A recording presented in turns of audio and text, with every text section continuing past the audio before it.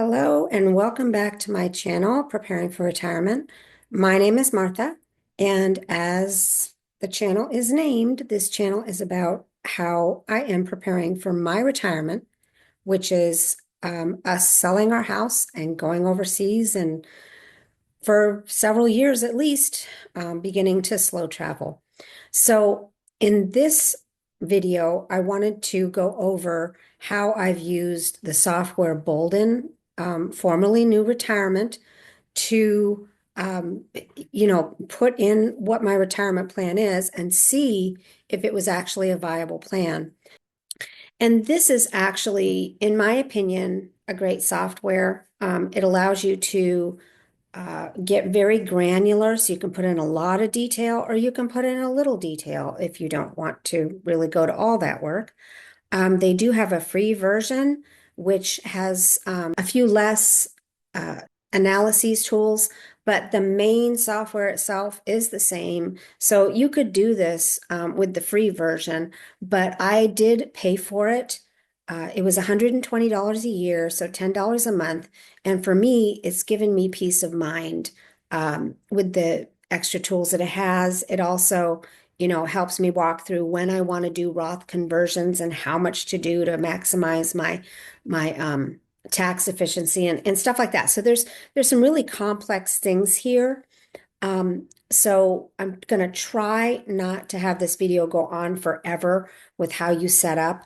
But I got very granular. So just, be aware that you don't have to do what I did. You can simplify things and it will still give you good data. So to begin with, when you set up your user, rather, in this software, you're going to be brought to this screen and it's going to have more of a, go ahead and set up your account kind of thing. I've already set mine up. So here I'm setting up a baseline. Okay, so this is, without any Roth conversions, without anything, this is just what's going on. Now, if you look to the right, you can see you have two tools here. So let's go to assumptions first. You're going to set your assumptions for all of your plans, and you're going to set your retirement age, what you're estimating to be your retirement age here. And then if you have a spouse, you would set their retirement age. Mine is already retired.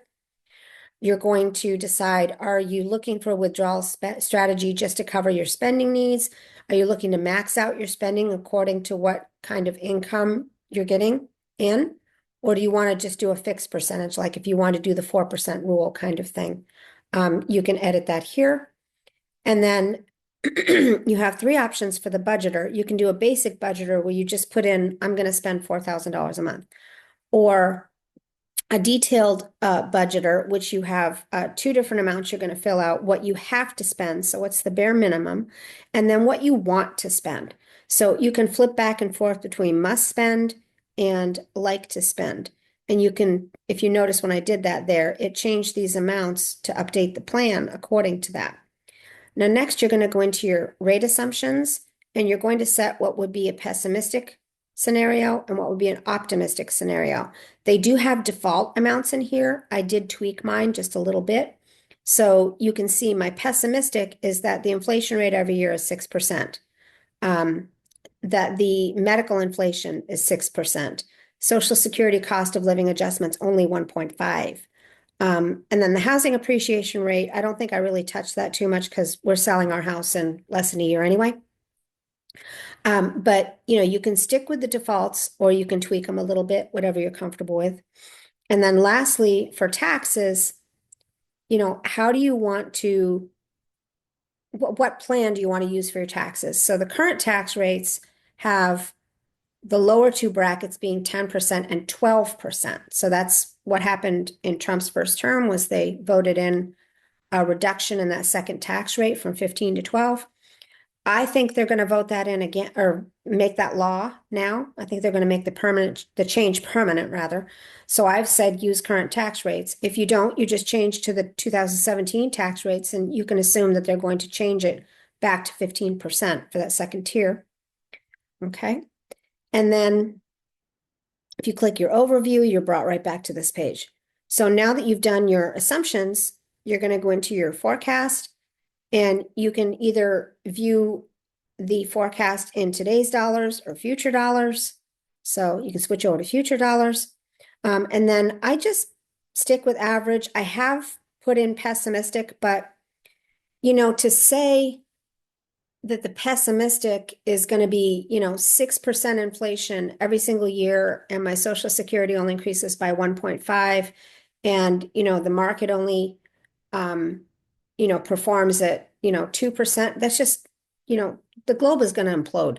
The global economic system will implode if that happens. So, in the pessimistic, yeah, it says that I don't have a good chance of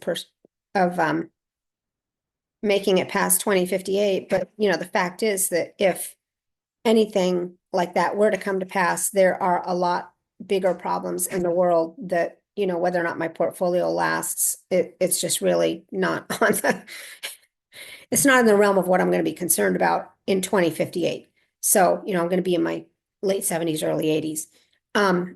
So instead, I would recommend stick with the average, or maybe tweak your pessimistic so it's not quite as pessimistic as mine.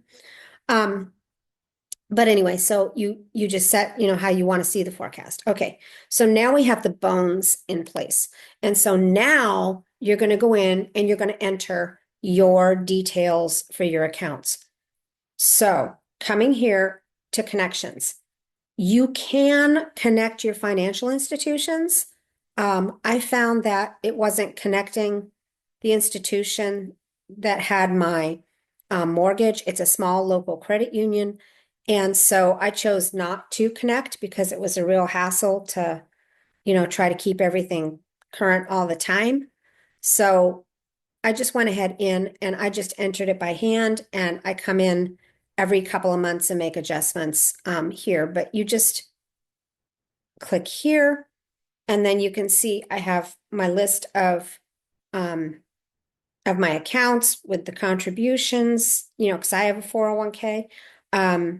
HSA, there's the IRAs. Am I contributing to my IRA? I am, so I put that in. And then there's that. Now, if you have any assets such as, I don't know, if you're an art collector, so you have, you do have an asset there that is hopefully appreciating. If you're buying physical gold or silver, if you have a cash value in your life insurance, you could add that asset here. Or if you have, well, second home is covered under homes and real estate, but if you have that, vintage cars, that kind of thing, you could put that under other assets. Okay. Moving along. Next, we have home and real estate. So you're going to go ahead and enter your home here if you own your home. We do, and I've entered my home's current value, which I've lowered quite a bit, being a little bit conservative there because of our housing market. And then our mortgage balance and what the interest rate is. And then in future changes to primary residence, you can enter if you're going to sell your house. So here I have, we're going to sell in my retirement. And where does the money go? It asks you, where do you want the money deposited into? So when you click sell or rent, it's saying, when do you want to sell?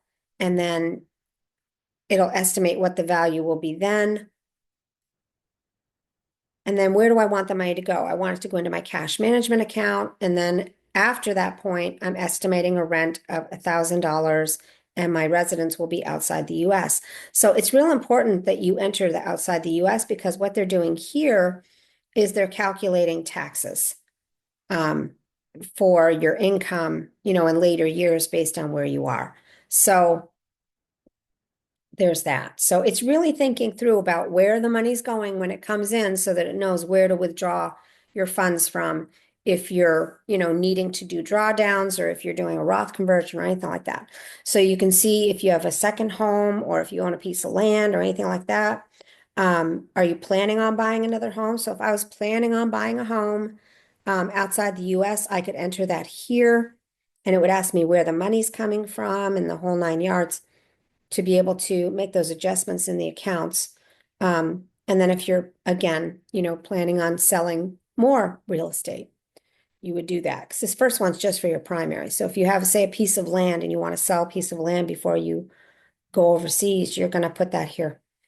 So next you're going to move to your debts. Do you have any non-mortgage debts? So if you have a car loan, you're going to put that here. And again, it's going to ask you, are you going to keep the car? Are you going to sell the car? So you could put all that in here if you wanted to get to that level. We don't happen to have any other debt. So income. So I still have my one job. My husband's retired. And so I've gone ahead and entered that information here. And it just, asks you very basic information. This is actually where you put your contributions. So here it is. I've got, money going into health savings account. I've got money going into 401k and 401k Roth.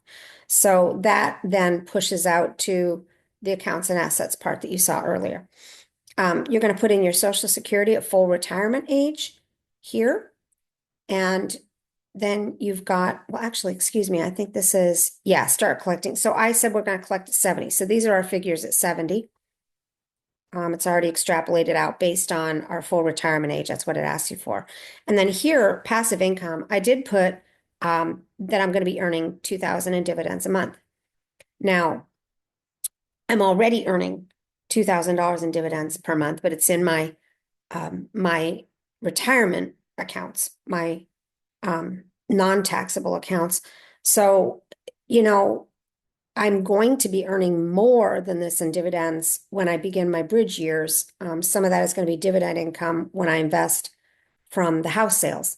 So I didn't add more to it. I just left it at 2,000 and I figured that was fine. I'll always take more money. I don't want to overstate. So lastly, you've got, if you have a pension, if you have an annuity, you would enter those here. And then here is windfalls. This is the one that I've mentioned before in my net worth update. I'm thinking 60 to 80,000 possibly. So that's there. And then sell all belongings, 10,000, sell cars, 6,000. Okay. So that's your income. So next we're going to move into expenses and healthcare.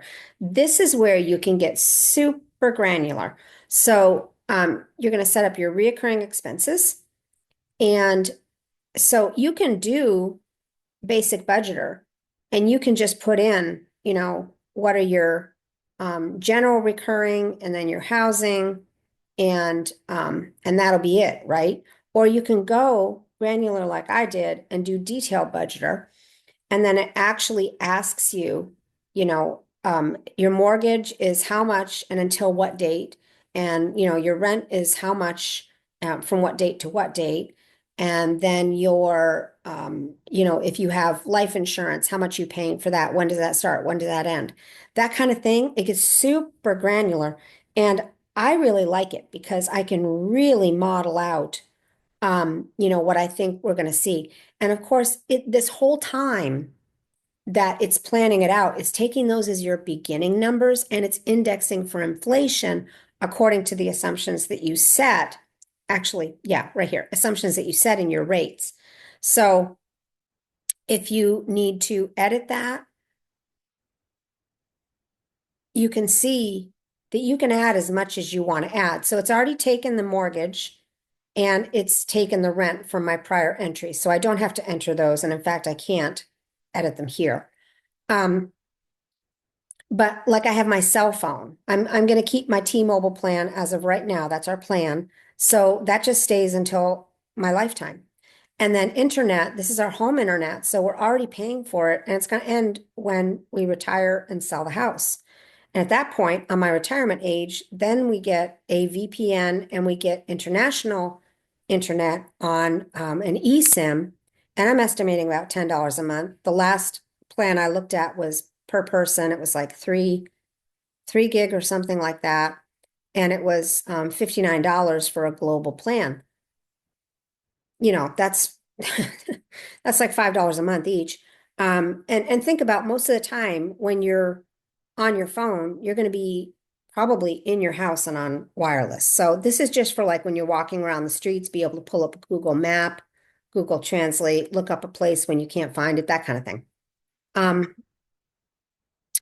And then of course you've got other expenses, gas, fuel, transport, that kind of thing. And again, you enter your minimum on the must spend and you enter, if you if you had if you had plenty of income, what would you like to spend? And so that's what you're going to enter here. And then some things like restaurants, I'm thinking at 85, I'm probably not going to want to go out as much. Really, I'll probably be a lot more sedentary. I might be in a home. I might be dead.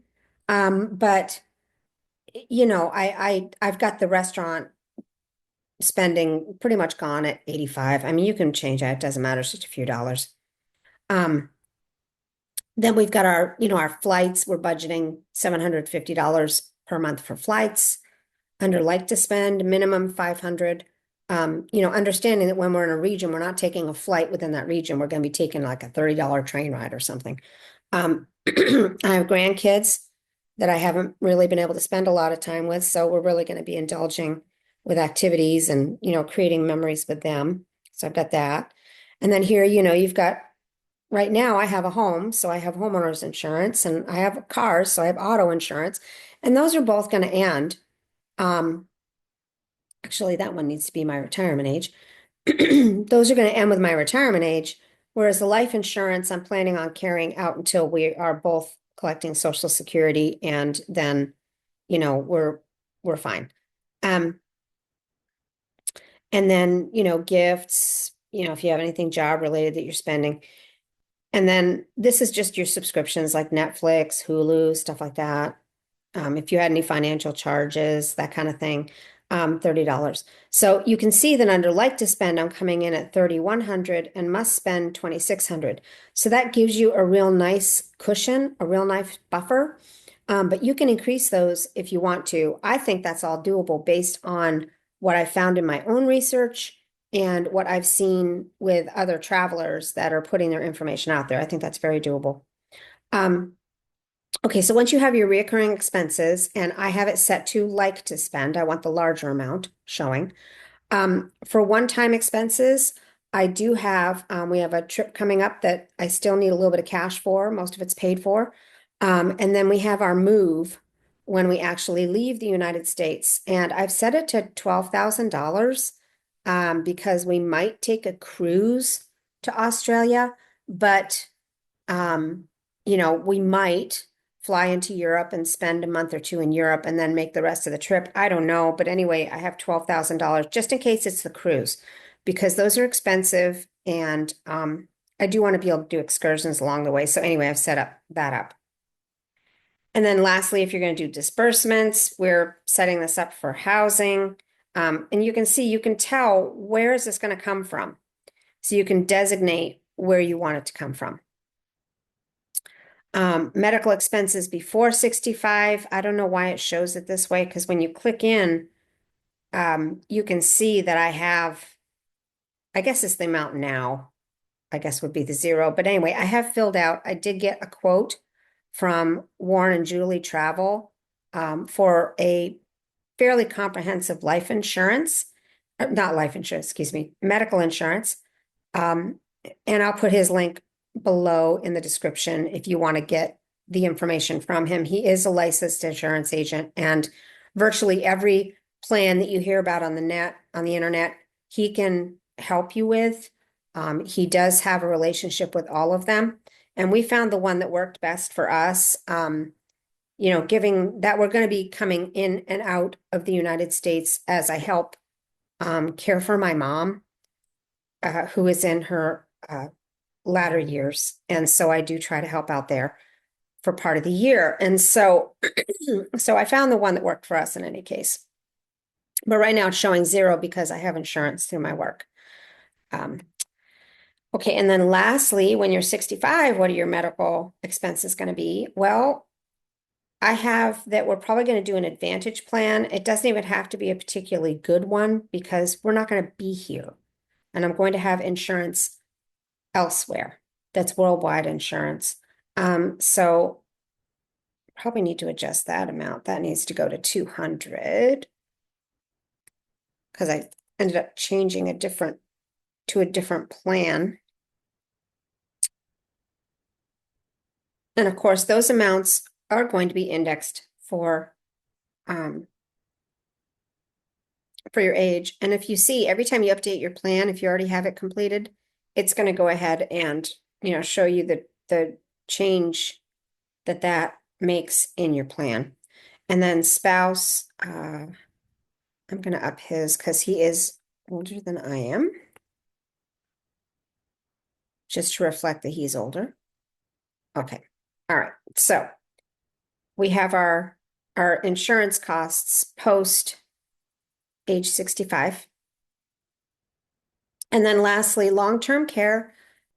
If we need it, our plan is to go into a retirement home in Southeast Asia, in Malaysia or Thailand. We've been looking at these. We're going to actually get to view one in our test trip. We're going to get a tour, but these are incredibly affordable. So basically, what I would be spending normally in my monthly budget would just go towards one of those long-term care facilities. So it's a wash. And they're excellent facilities. I mean, frankly, some of them look like resorts. It's crazy, but they don't make you sign over your life savings like they do in the United States, and they do in Australia, I found out.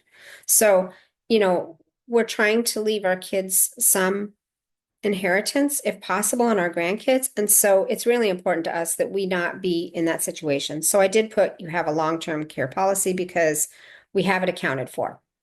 So there's that.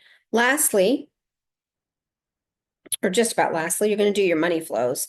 And that's where it brings over your recurring contributions. Again, I'm still working, so you can see I have my 401k contributions. We're contributing to IRAs. I have money going into cash management directly from my check, health savings account, all that good stuff. And then it's asking you when you have excess income in the month. So, for example, when we're both taking Social Security, we're going to have more than what we need because our expenses are very low with, where we're planning on traveling to. What do you want to do with that excess income? And you have lots of options here. You can say, I want to save 50%. I don't want to save any of it. You can just put in the amount. I don't want that. I want it back at. We're frugal people. So in fact, I'm going to move it to 90. We're frugal people. So I'm going to say, hey, we can use an extra 10%, but the rest of it is going to be going into back into the fund, the account that has the house funds. So here I'm going to save that. And you can see it took down a little bit less in my estate, and I'll pay a little bit more in lifetime tax, but now we've upped our expenses a little bit. So that's kind of nice because, our taxes are going up, but we're going to have more money to spend. Let's see.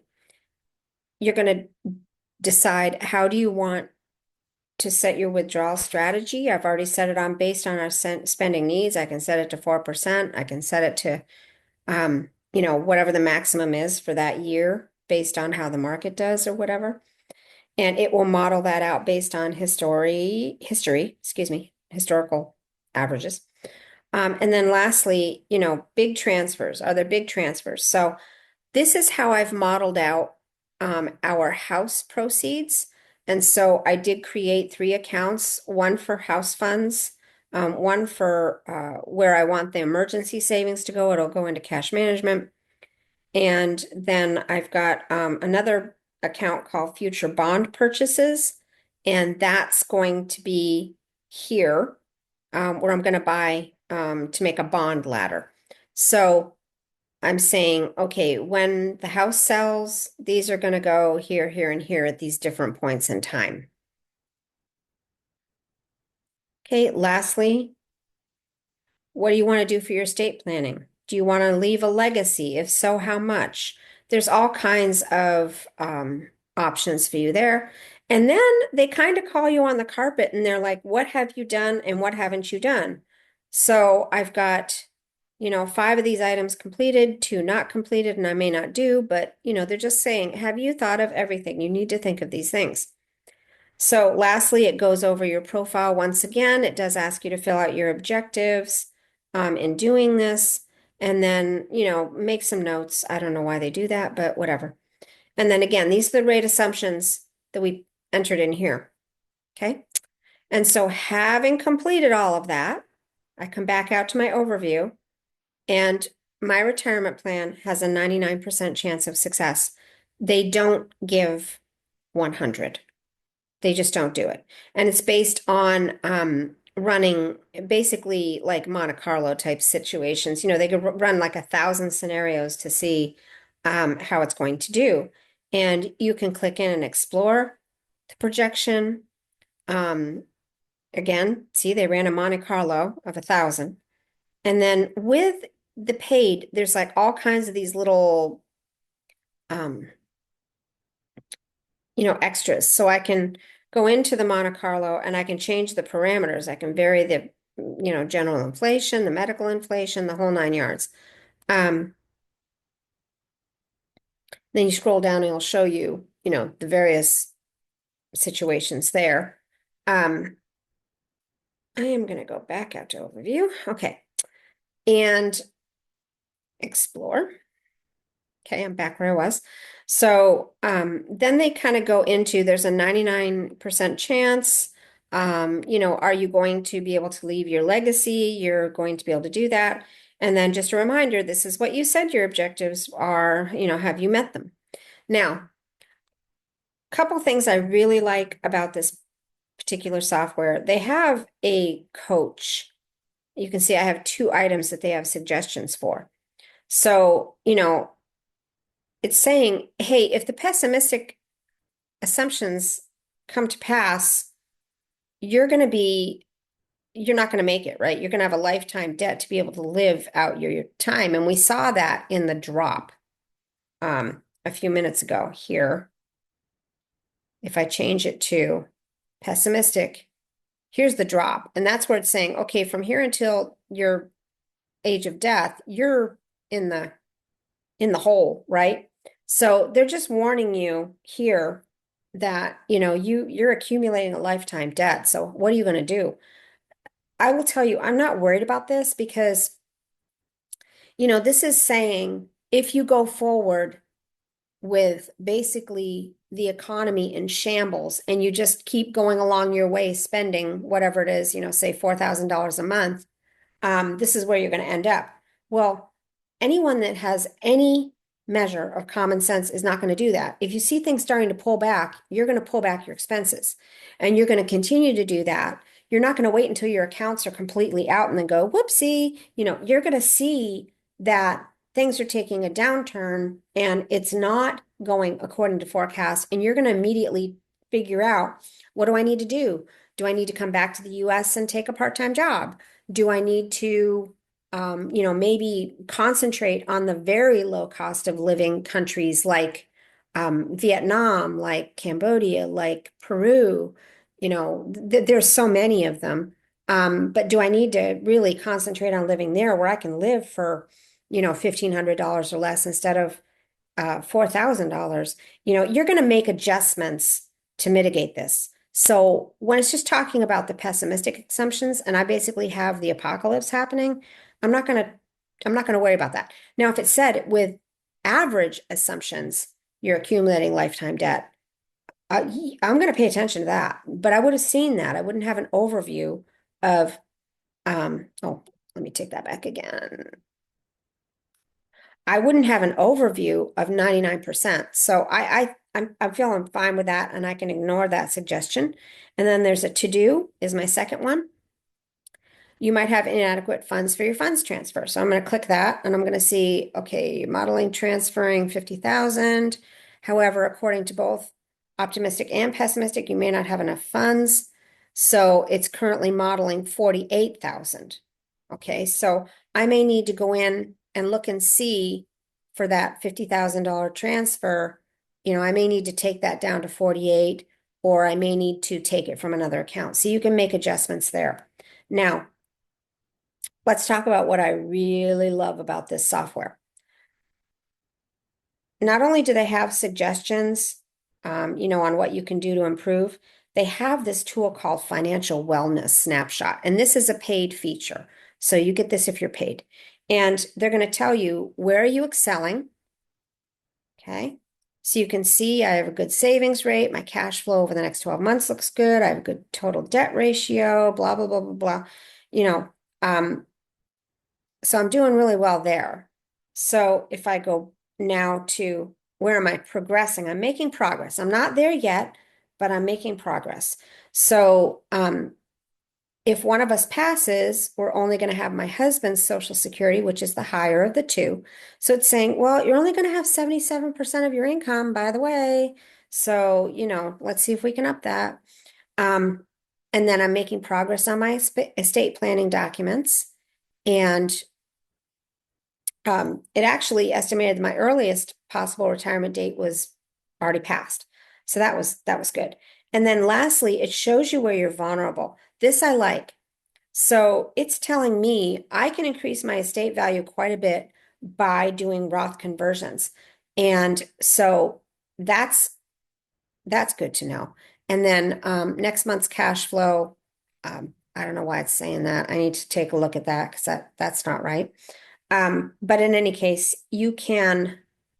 this is a great synopsis of your plan. Here are all the metrics right here. And then they have also insights where you can look at, your current net worth. How am I doing in meeting my goals? All of these you can click out into, and you can see over the years, here's your income versus your expenses. So here's the bridge years where I don't really have much for income coming in. So I am doing some drawdown. And I believe I modeled that out in another video, how I'm going to do that.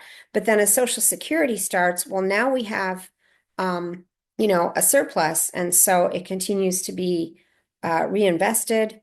And so you can see that, here's where I'm alone. So just down to one Social Security check. Let's go back out. We've got a lifetime income projection here. And I like that it actually breaks down where your income is coming from. So here's work, here's Social Security. Other would be, if I have to take, if I have dividends or some sort of a distribution, the house sale, that's other. And then when I take from savings, there's my bridge years. And then do I have required minimum distributions? And I do, because I don't have any Roth conversions in this plan, in this particular scenario. So it keeps going through, talks about IRMA. It'll calculate your IRMA if you have a problem. And it looks like, well, first of all, they have the table for IRMA right here. But as you go down, it looks like I'm going to have a problem with IRMA. IRMA is when you have to pay additional funds for your Part B, might be Part D also, for your Medicare because you are making too much money. So remember, I have those required minimum distributions that'll be coming in along with Social Security, and that's going to put me over the top in IRMA. So that's also a reason to do a Roth conversion for me. And you have all these different analyses here. I can look at income and expenses, and it's showing me my estimated income, the drawdowns, and the debt. My estimated expenses, you can see that it's climbing over time. Here I have that $50,000 disbursement that I had here. And then you can see that it's just going up. This is just inflation, really, the expenses. And then, it gives you some tips on how to work with that. It'll go over your taxes. What are your estimated taxes? I'm going to have a lot of taxes here. So, this is definitely something I don't really want to be retired and paying the government, $23,000 in taxes. And then here's your income tax by source, and it gives you where all that income is coming from that's going to be taxed. And you can see I'm starting to get taxed in my Social Security pretty heavily here. So, and that's because of investment income. So it may be that I go back in and I once Social Security starts, I reinvest those investments from dividend funds and dividend stocks into growth funds and stocks instead, so that I'm not generating that income and then I don't have to have my Social Security taxed. And then your tax deductions, and it just gets really, really granular. So that's one thing I really like is all the analysis. The second thing I really love is they have features called explorers. Um, and that's, you can do what if scenarios. What if I live another 5 years? And it will show you, here's the new projection, the what if, versus my current projection. What if I take out a $50,000 loan? What if I have an unexpected $50,000 expense in 5 years? And so you can see, what if I make 1% lower on the average rate of return for these accounts? Because when you put your accounts in, you're actually putting in what you expect will be your rate of return, if anything. Again, you can run more Monte Carlos. They have a Social Security Explorer that will take you through a wizard asking, I'm going to skip the intro. It'll take you through a wizard and it says, hey, what's your benefit at full retirement age? And so you look that up and you put that in there. And then you go into your assumptions and you say, well, what I'd like to do is 70 years old for each of us. And this is how long I'm thinking that we're going to live. And then it goes through and just confirms this is what you want. And then it tells you, okay, this is your current plan. You want 70. You'd like to claim at 70. And guess what? Your maximum lifetime benefit for Social Security is that you claim at 70. Now, I have actually I've done a scenario where one of us dies at 80. One of us dies when I'm 80, excuse me. And, no matter who's left is going to get the larger one. And it still works out to take it at 70. So, the only way that distribution at 70 does not work is if my husband dies before he's 70. He's currently 62 and a half. He's in fantastic shape. He's already beaten the cancer that took his dad. As in it's not going to reoccur. They removed the organ entirely. So, I'm thinking he's going to live to 70. He's quite impressive with his health. So anyway, so they talk about, this is going to be your initial benefit. This is what you're going to have when you're about 70 years old. And then it kind of goes into your benefit over time, how it changes with the cost of living increases, all that good stuff. So I really do like this. And that did help to, confirm to us that claiming at 70 was a good plan for us. And lastly, I love this. This is the Roth Conversion Explorer. So what I did is let me go back out and show you how you do this. So what you do is you go into your scenarios, into your scenario manager, and then you create another scenario. So you add a new scenario. And if you have the free one, I think there's only a certain number you can do. But you're going to basically add the new scenario. You're going to import data from your baseline or whichever one you're trying to copy. And then you're going to tweak that one. So you can see here, I have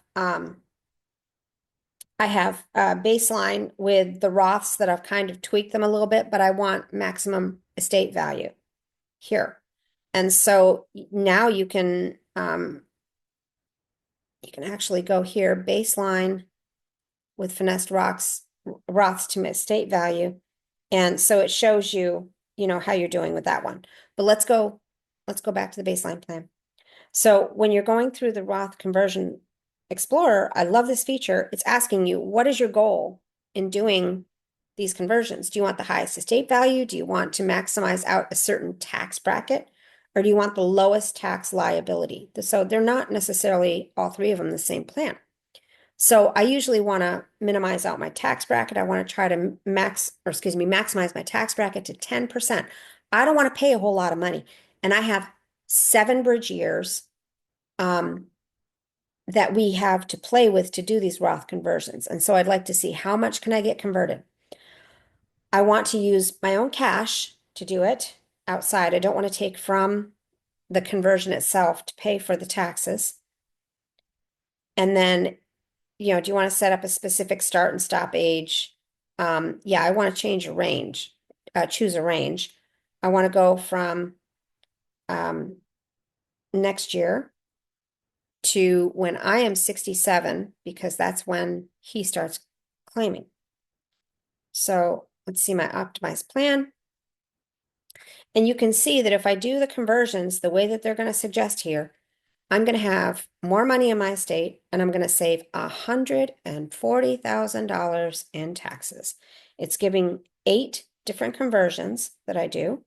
And it's even telling you how much to convert from each one. And you can see it's smaller amounts. So, then you have more information on what the account balances are going to be here. More information on, this is if you did nothing versus, your tax rate if you do nothing. So my tax rate for these 7 years will be 0 because I'll have no income coming in really to speak of. Versus if I do the conversions, I'll have a tax rate of 10% because that's what I maxed out. But at that point, you can start to see where, okay, we get to the end. Remember, that's where Irma was a problem. Well, now I've brought my tax rate down. So this is because I'm not able to convert all of the money in that amount of time.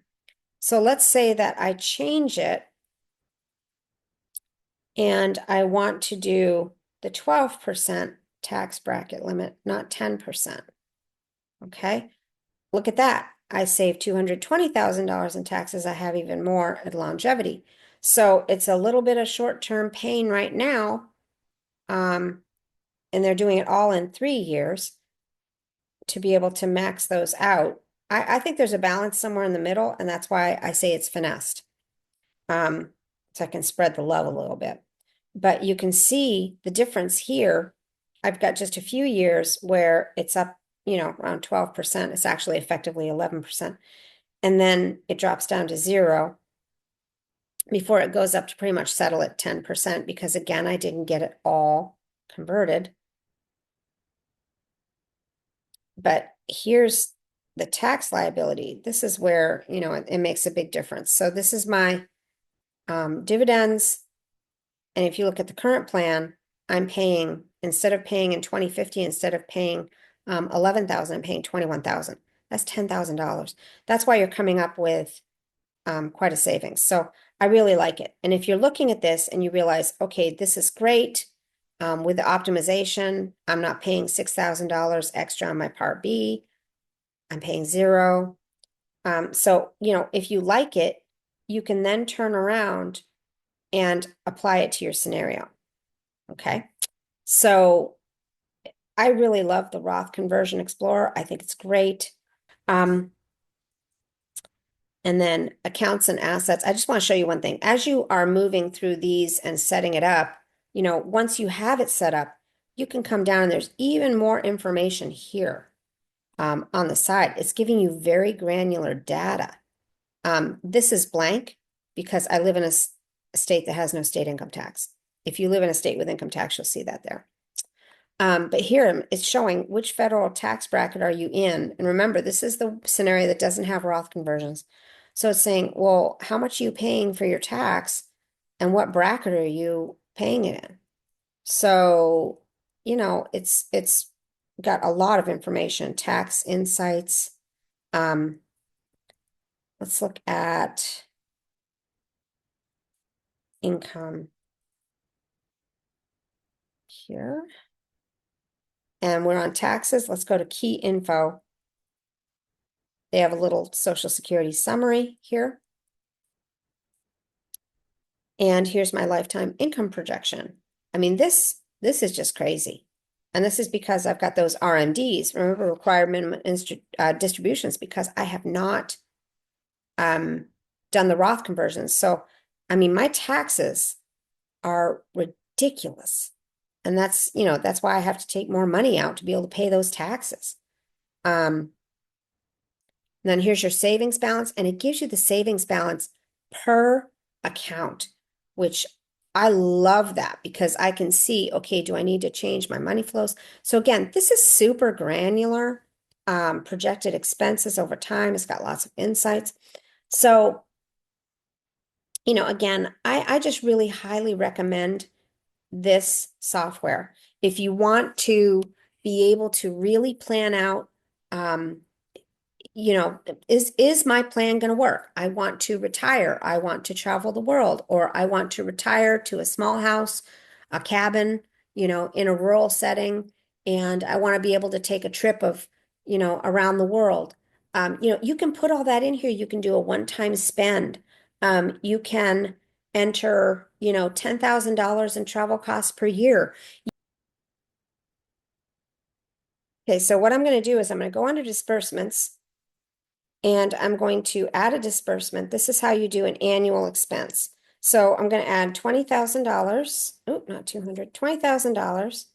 And I'm going to do it annually. And it's going to come from the house funds. However, in reality, it's going to come from Social Security overage, I think. Just off the top of my head, most of it will. So I'll be 67. He would have started collecting just then. And then I'm going to stop. I'm only going to do it for about 5 years. So I'm going to end it at 72.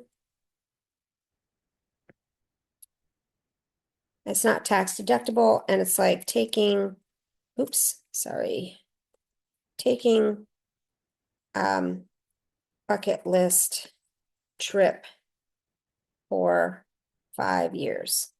Okay. So once a year, we're going to knock big thing off of our budget, off of our bucket list. And you can see, okay, it's taken out money from your overall estate. You're paying a little bit less in lifetime taxes. But we can still do this. It still works. If you go out to overview, I've still got a 99% chance. So that's where you're going to put, items like that. If you decide you want to do, if you want to retire and, live in a small house, or stay in your current house, but you'd like to travel once a year, you can put that under disbursements for once a year, the number of years you want to do it. And you'll be able to see, can I handle this? Can I do this? And you can see that my average income after September 2025 is larger than my average expenses. Again, this is just an estimate. So you can go in and you can tweak these. So if you have a down year in the market, you can say, you know what, last year was really bad for my investments and I didn't make what I was hoping to make, or my dividends went down, or maybe one of your dividend stocks stopped doing dividends. And so there was a period of time where you had to, get back in and reinvest and all that stuff.